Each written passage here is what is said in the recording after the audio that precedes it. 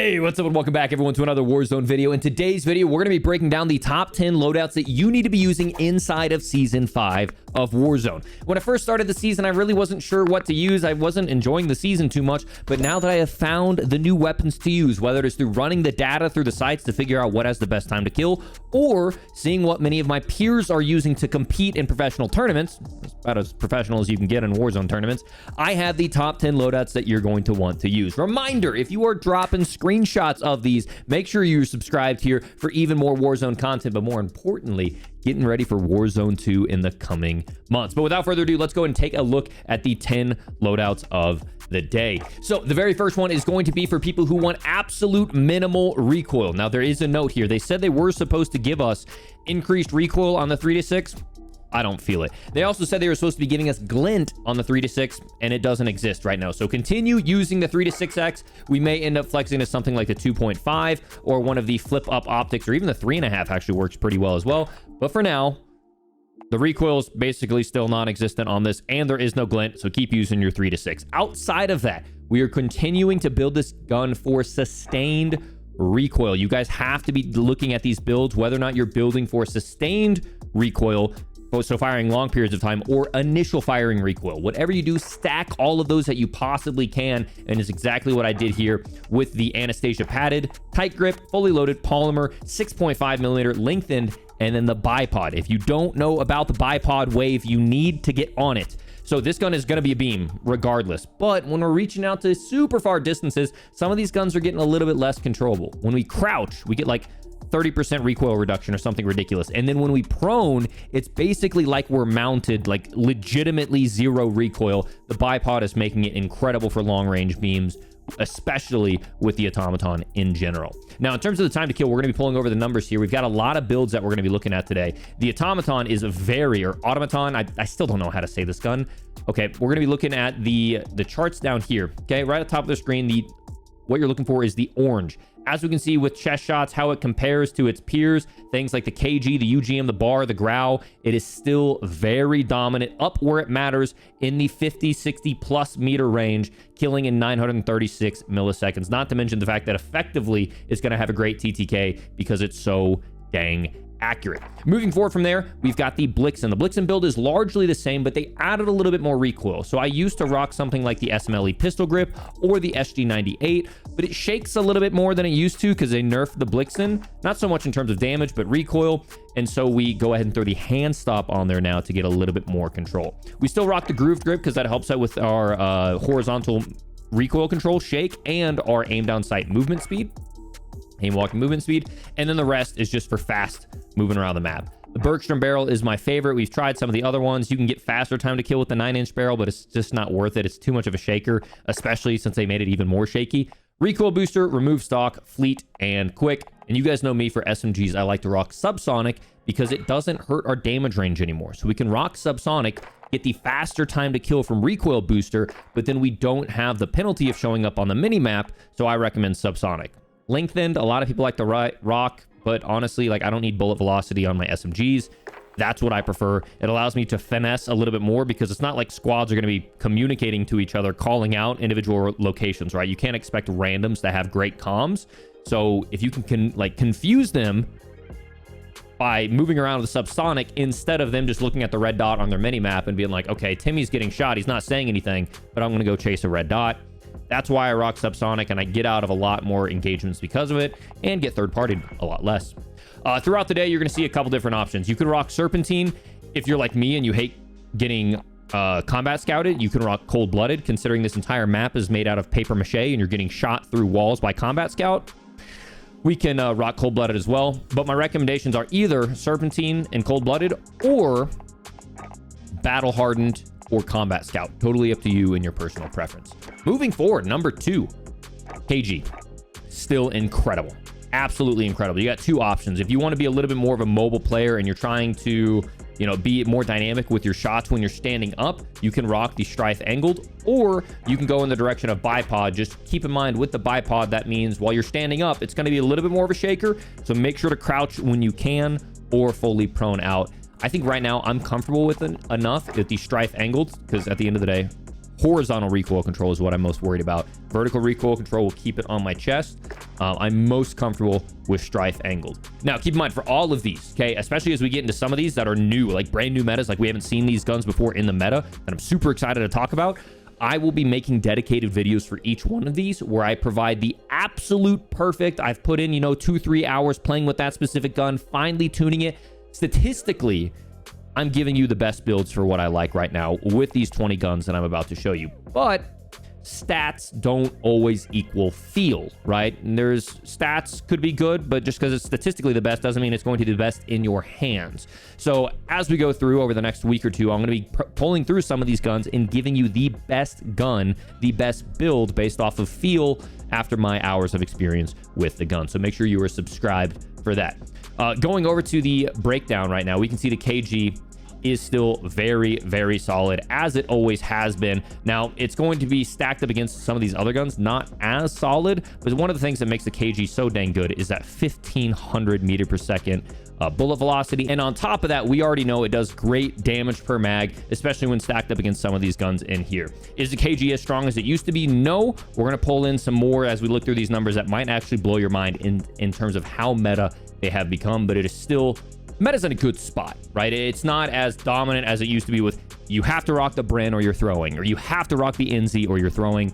We are still very, we're finally getting to the point where we were at the end of the Cold War era, when with the Cold War era, we could rock the AK-47, the EM2, the Krig, the XM4 all at once. We have finally reached that same point as we close out Season 5.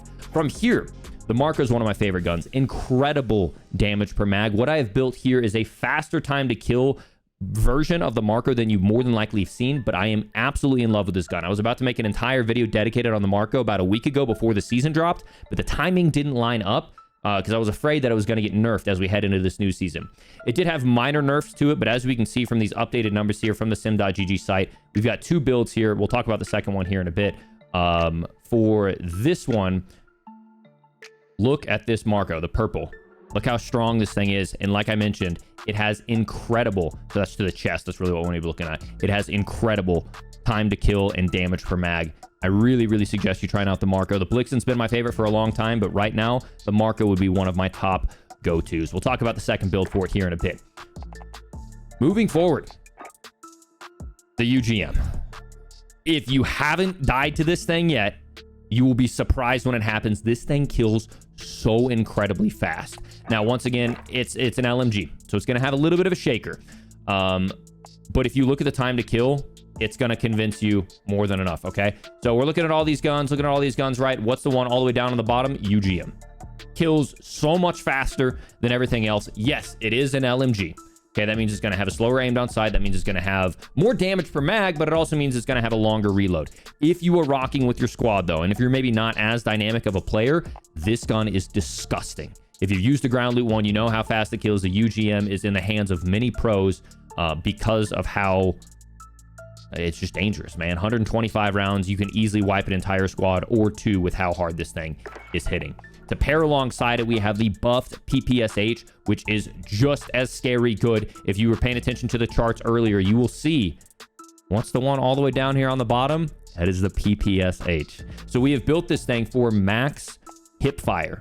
So, rather minimal hipfire. And if you guys like the fact that I'm pulling up these numbers, I'm not just giving you BS builds. I actually ran all these numbers, and these are updated for the Season 5 stats. Shout out sim.gg. They'll be linked in the description.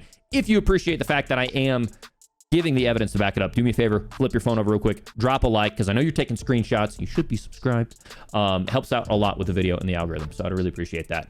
We've built this right here completely for minimal hip fire spread, right? So we've got recoil booster, helps us out with time to kill. The 230 barrel helps us out with the hip fire accuracy as well as the fire rate. We've got the steady grip, which helps out more than the SMLE pistol grip. The pistol grip does help out with hip fire as well, but the steady is better. Same thing with the pine tar. The fabric does help out with hip fire, but the pine tar helps out more. We've got the 8mm 71 round mag. That was the one that was buffed. They took away the damage range penalty, which means it's more viable at range. You once again can rock subsonic. I would be hesitant to rock hollow point. I mean, it does help out with our limb damage, right? So if we go up here and we go into the PPSH and we were to change this up here from subsonic to hollow point, we can see, okay, it goes 21, 25. And then if we get rid of it and go back to subsonic, it goes 20, 22. So that's actually a pretty big difference. Just beware as we do that. The hollow point pushes the damage drop off all the way to 8 meters. Whereas if we were to rock something like subsonic, the damage drop off is starts off at 11 meters. So it may not seem like 3 meters is that much of a difference. And frankly, now that I think about it, when I start to look at this, it's like, it's still going to be really competitive in this range anyways. And I mean, that's a difference. 21 and 25. That's actually a pretty significant difference as opposed to 20 and 22. I might actually convince you guys to rock the hollow point. Well, once again, I'll be testing this out on future builds, but as you can see, as we start to hit, you know, some of these legs and arms, you can see because of that hollow point, this thing goes all the way to the bottom and kills significantly faster than its peers. Now, granted, these are aiming down sight and will more than likely hit chest, whereas we're hip firing, so we're going to hit more extremities. I think that hollow point might actually be the play now that I think about it. Once again, we'll be providing updated builds as we go throughout the weeks of this channel. Another thing to consider with this build, and I'm talking about it a lot because it's new to the meta, okay, is sprint to fire. Okay, sprint to fire right now is 152 milliseconds. Some people are like, no, man, I want to rock the SMLE.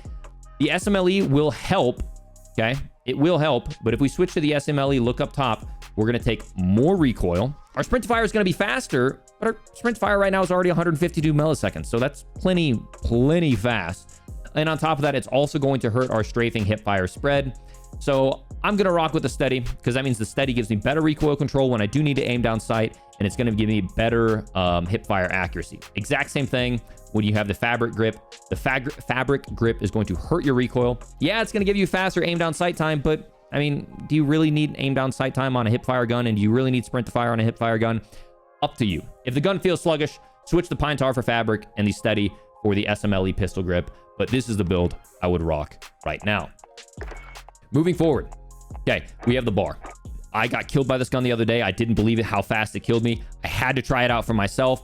It beams. We've used this gun in the past. It's caught in a couple nerfs, but it's still very viable. Definitely a beam. I don't even think you need to rock the bipod on it. If you were to rock the bipod, you know it's just going to be absolute laser beam. In the past, I've been able to rock this gun with remove stock, and I'll give you an updated build in the future as to what I think is perfect. But to show you the numbers to back it up, the bar is still very powerful. You can kind of see it's right a little bit better than the KG right now. And if you've used it in the past, you know it is very powerful, especially when it comes to headshot multipliers. The bar does 66 damage to the head. Compare that to something like the Automaton, which does 33. And on top of that, the bar does fantastic damage per mag. When we go all the way down here, we can see it's keeping up with all of its peers as well, even though it's only using that 50 round magazine. So that's the bar that I would rock. I would rock it with the hand stop. If you need more recoil control, I would throw on the bipod. But if you don't, you might even be able to throw on remove stock and really kind of run and gun around with this thing. On top of that, we have the Armaguerra. The Armaguerra got nerfed, but one of the best things about it, even after they tried to nerf it, it still has fantastic time to kill, and more importantly, it has fantastic aim down sight movement speed. Throwing on this new 72 round mag technically doesn't give us the best time to kill potential, but it does give us the best accuracy, recoil control, and that movement speed that we want and expect out of the Armaguerra. It is not the top tier meta like it used to be, but when you run the numbers, the Armaguerra is still very powerful and definitely worth using as you look and see with this graph. It's right on line with the Marco, a little bit worse than the Blixen, but as you can see, as it starts to move through, because of that accuracy, stats versus feel, the Arma is definitely worth using. Nice thing about this is I don't feel like I'm going through this video. In a lot of these top 10 videos in the past, I've made it, and it's only like 2 guns that are really worth using, and then I'm just kind of like BSing. I'm like, oh, if you want to be off meta but still try something new, you can try this. All of these legitimately are top tier meta. The meta's in a really good spot where you can play guns that feel better to you, or maybe that you just have leveled up. Because the Vargo S, the most recent assault rifle that came out, is actually within the top meta, but I don't even recommend it because I'm so sick of leveling up weapons, and the weapon's going to be gone in 2 months anyways when we have Warzone 2. So I hope you guys appreciate my insight, or I guess perspective on that I'm not trying to waste your time with guns that more than likely you don't have leveled up and you don't have the passion to level up. But speaking of passion, this is my solos loadout, okay? I freaking love this gun. We've ran extensive videos on this on the past to build out the perfect build. This is my favorite solos weapon. I don't even have the time to kill up here because we've ran it in the past. We know it's better than guns like the bar, the automaton. It's an incredible weapon for solos. It lacks the damage per mag though. But if you're rocking tight with your squad in quads, or if you're rocking solo, this is one of my favorite guns to run. The exact same thing with the Type 100. This thing hasn't gotten touched in a long time, but it has absolutely absurd time to kill. Throw on the fact that it only has a 36 round mag. I wouldn't use it for trios and quads, but it does have a really fast, like, reload speed. So you possibly could. Just know that you're going to be limited in scenarios. I wouldn't rock this in any more than duos unless I am playing like holding hands with my squad. That's up to you and your gameplay. I like to run a little bit more stray, which is why I would rock something like this Marco heading into the next class. This Marco is very similar to the build we had earlier. The other build will kill quicker, but this build is significantly better when it comes to bullet velocity, recoil control, and overall controllability. And that's why I have it paired up right now for a sniper support class. Notice that we have the skeletal stock instead of the hand stop because we're not using the other barrel. I believe it was the body 240, or I forget what the other barrel was that we were using in the other one that has the faster time to kill. This one's significantly more controllable, so we don't need the hand stop. We can run around the map faster with that skeletal stock. Pairing it up with the sniper, you guys already know this is my new favorite sniper. It has been for a long time. There are some other Modern Warfare snipers that you can be using, but I just don't think the HDR compares. I don't think the ZRG compares. This is my favorite to use, especially since they buffed the 5X and the 10X telescopic. This is making me enjoy snipers again. You're going to see a dedicated video on this here in the future. The 5X telescopic makes this sniper feel snappy, but you don't have these really ugly, like, I've tried using the 3 to 6X and I've tried using the 3.5 times and it just doesn't feel right. Something about the way the scope moves and the magnification isn't right. Try out the 5X telescopic if you want to give this build another shot. One shot headshot at any range. This is my go-to sniper inside of Caldera. Moving forward. Okay, if you're an old Modern Warfare loyal, you guys already know the Growl got buffed. You may have seen it over here in some of the numbers. Take a look at that, man. The Growl is better at the medium range, so have a lot of fun if you're on Cold War or Rebirth Island or Fortune's Keep. But even at range, it hangs with things like the bar. It's better than things like the KG, and it's just barely worse than the Automaton. So the Growl is definitely still worth using, and it even does better with some limb damage compared to its peers. The Growl is back. Now, is it top tier meta? That's up to you. It's definitely something I would enjoy using, and I've seen people drop in 30, 40 bombs with it. So it is not a cap to use like some people are suggesting, maybe like the M4 or the Kilo, which still has that damage drop off. The Growl is viable to use if you're fine with only that 3.5 time magnification, or three times magnification from the VOK. Moving forward, they also buffed the P90, man. The P90 got a random stray buff, and it's kind of like the Modern Warfare version of the PPSH. It doesn't kill as fast, but if you want to give something a try in solos, have a little bit of fun, this is the build that I've been rocking. Once again, you cannot put an extended mag on this, so I would recommend it for about solos only. The sleight of hand really helps out, and it's kind of a fun gun. Dude, I just feel like the Modern Warfare weapons, man, they sound the cleanest. They have the best animations, and it sucks they've been out of the meta for so long, but I understand it's a business and they have to sell their Vanguard guns. But with Modern Warfare 2 on the horizon, hopefully we'll have some nostalgia coming back with some of these modern weapons as we approach Modern Warfare 2 and Warzone 2. But the numbers back it up. Both of these are still heavily in the meta. Speaking of something that is heavily in the meta, dude, I forgot about this gun, okay? So we're looking at all these dominant guns, right? This is the meta, kind of the meta line in here. We have this stray down here with the UGM that's like somehow better than the rest. And I understand I may have been covering that. You'll just have to trust my dialogue. I didn't realize my camera was covering that on some of those. You can see like the meta weapons are up here. The UGM is down here, covered up, is kind of like out of nowhere a better contender. If we go up, go LMGs, Modern Warfare, PKM. They have their preset build, which is exactly how I would build it too. Dude, the PKM is actually the best out of all of them, and it does not move. Okay, I had someone using a blue dot hollow on the PKM. I've seen people using the VLK on the PKM. This is a build that I would recommend if you enjoy Modern Warfare weapons. Yes, you're not going to have the mobility, okay, but the thing hits like a freaking truck. And if you're playing with your squad, and we already know you have it leveled up, this is a very, very fun gun to use. Pair it up. The Deagle got a buff a long time ago, or about, I think it was the beginning of last season. So it's kind of been my go-to secondary that I queue up whenever I'm rocking something like High Alert. High alert's my favorite go-to for solos just because people are ratting in bushes, playing a little bit more sneaky. So high alert saves my life a lot in solos when I know I don't have a teammate to back me up and res me or get my trades. Moving forward, getting close to the end. Boys, I've shown you this in the past. I don't think enough people have seen it.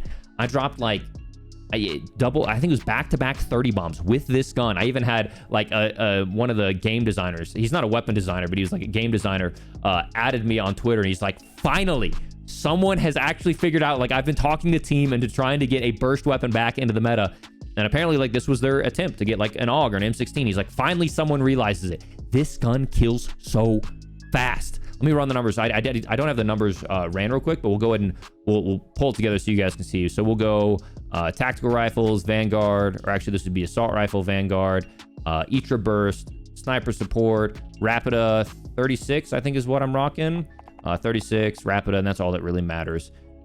And if you look, the Etra burst is down there. Technically, it kills, I believe, faster than the PKM. I'm telling you. You gotta rock this gun. It doesn't have much recoil at all. I'm gonna make another dedicated video just for it. It kills surprisingly quick, even at ranges. Still something I'd recommend mainly for solos, duos, but give it a try. You'll be surprised at how fast this thing kills. Other thing you can rock is kind of the same build with the Deagle. I would rock the Extended over the Enforcer because the Enforcer slows down your movement speed. The Extended does not. And then you can rock Akimbo. I still don't have this unlocked, but the Akimbo Deagles is one of the fastest killing guns in the game. You can kill in like 400 milliseconds or something. So it's kind of what I would back up and have if I was playing competitive. I really don't care about tournaments too much, and I'm busy with work, so I haven't been competing at all. This is what I would have leveled up and have in my back pocket if I was to grab something like a tempered loadout. And then finally, the last one's kind of a meme, but this is my little foot stomp here, okay? Restock and stuns are just so dang overpowered. I don't know how 2.5 years later we still have stuns that paralyze people. You can't run, you can't jump, you can't turn, you can't sprint, you can't hear for like 5 seconds. It's literally free kills. If you know you're dealing with a cheater or you just really want to BM someone towards the end of the map, restock stuns. Riot Shield's a classic. I throw the little camo on there, so I'm a little bit less apt to see. And then planes have been coming back, man, and they're freaking annoying. This is coming from the guy that like flew for 3 days straight whenever Caldera launched, but they're annoying. So if I ever want to have like a restock class, I'll just pick this up if I have the extra perks, and then I'll shoot out any skies that I see, or even you can like nail people from across the map just because these things do like 300 damage if you're in a close enough range. So I've got the little javelin in there as a meme. But ladies and gentlemen, if you guys appreciate the fact that I gave you every single one of those builds, I pulled the stats, I built them out and showed you, make sure to drop a like on this video and make sure to subscribe because some of these builds may change a little bit, especially this little PPSH. I'm going to show you this thing in action. We got some different ways we can build it out. Same thing with the bar, the UGM. A lot of new guns are coming into the meta that I haven't seen in a while. And who knows? Hopefully we have an exciting end to Season 5. I'm not sure what's going to happen. If we're going to have a Season 5 reloaded and the meta is going to change again. My hope and dream is that we take this little last stand icon, right? And all the villains continue to win. And then at the end of the event in 16 days, they decide, all right, the community has decided we're going to blow up Caldera, and they bring back Verdansk. Okay, a guy can dream. I know it's probably not going to happen, but like, could you imagine the hype of heading into Modern Warfare 2 if they brought it back? Trust me, boys, I have been advocating for you with my life on Twitter for that cause. Speaking of which, you guys are interested, okay? We've got a lot of cool stuff happening. I'm just going to say hypothetically, okay? Purely hypothetically, if you guys have been in the market for a scuff, right? And you maybe were thinking, I really want to support Iceman. Maybe get a scuff that is maybe a little custom Iceman scuff. Let me just say, follow me on Twitter. Follow me on Twitter, okay? Turn those notifications on. We got some big things happening this fall. You know, it'd be pretty cool, strictly hypothetically, if there were a custom IceManIsaac scuff that would be delivered to your door before Modern Warfare 2. You know, just strictly hypothetically, you might find out about something like that. So if you're in the market and you've been wanting to use code Isaac to get ready for Warzone 2, Modern Warfare 2, make sure to follow me on Twitter, because we got that, and then we also, I can officially say, we will have a merch drop coming for all things IceManIsaac and the Academy. So I appreciate all the love recently. We sub count, despite Warzone kind of being in the gutter, is going through the roof. I really appreciate all the love, especially as I'm getting ready to take this channel and everything else full time. It's It's scary, but it's really exciting to be approaching this next step in my career, getting ready for Warzone 2 all at the same time. And I'm super thrilled to be hitting all these milestones with you guys. So thank you all so much for the support. Thank you for the love. Hope you guys enjoyed this video, and I will see you all on the next one. Peace.